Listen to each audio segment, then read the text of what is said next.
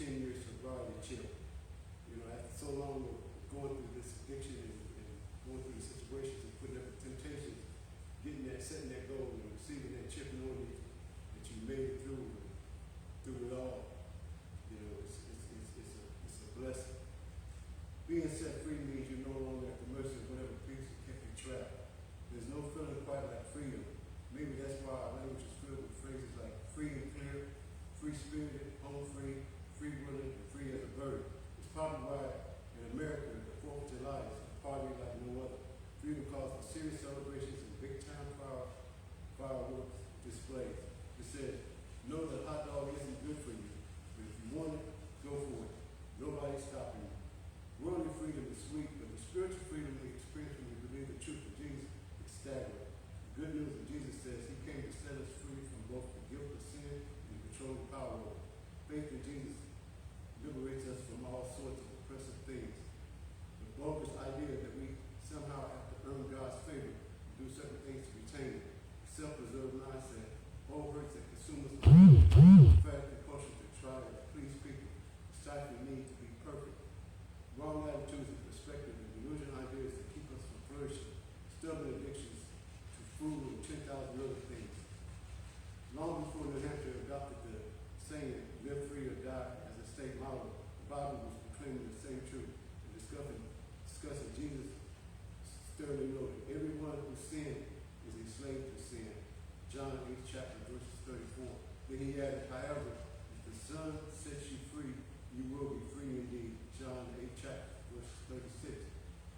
We can trust Christ and experience true ultimate freedom.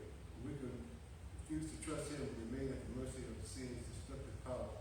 That's our choice. To use other kind of four-letter words that's good to describe good for us, words like hope, wise, true, good, holy, and glad. Again, when we think of freedom of Moses, when we wrote this song we just discussed in the lessons of Sunday school in Exodus the 15th chapter, and how Moses wrote the song of praise and gratitude and thankfulness to God, for he has set them, he has set them free in his faithfulness, and believe it in him, married and let them sing and dance in celebration. Let us go to the Lord in prayer. Father, you are the author of love. Teach me how to pray. Teach me how to love you and to love you your way. I know, Father, that you so often I do not love as you have called me to love. I love when it's convenient and when I'm in the right mood, or even worse. Only if someone has been loving to me or forgive me. Father, have mercy on me, Lord. Forgive my self-serving and selfishness. Fill me with your love and compassion. Father, give me the kind of love for those around me that made my love for my family members and my co-workers and neighbors, and my brothers and sisters in Jesus Christ, truly bear all things, believe all things, hope all things, and endure all things. Keep my love from failing, from following, Lord. May I practice lavish love with them so I may live out your love in the world that is yet to know you. May your love be evident in my relationship with my brothers and sisters in Jesus Christ. Keep me from having any part of which cause division in the body of Christ. Instead, may my life be rooted and established in love.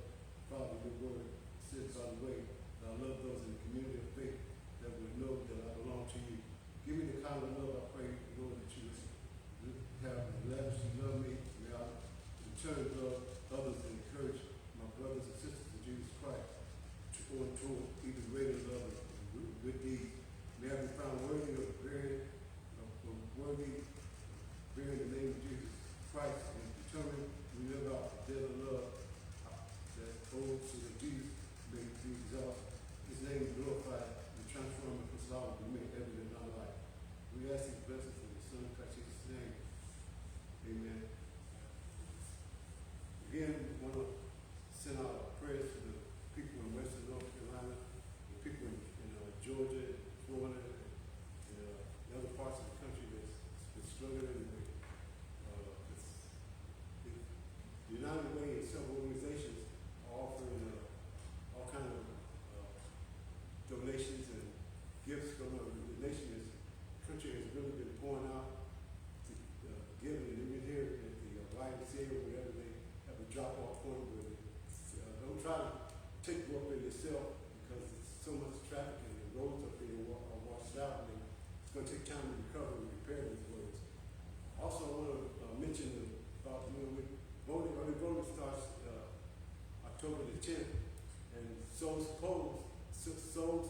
homes. It's gonna be on October 20th and 27th.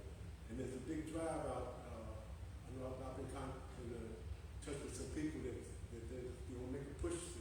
After Sunday service, if you haven't early voted, be a good time to leave the church, go take care of your obligation to do that and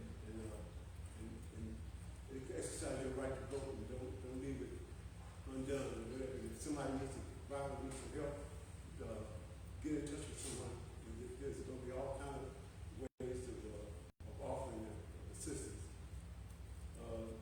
Next Wednesday, Bible study we'll be in Bear Creek. We're having a 152nd session, and also the unity prayer for next week. Pastor's giving an evangelistic sermon at Bear Creek, and so there won't be a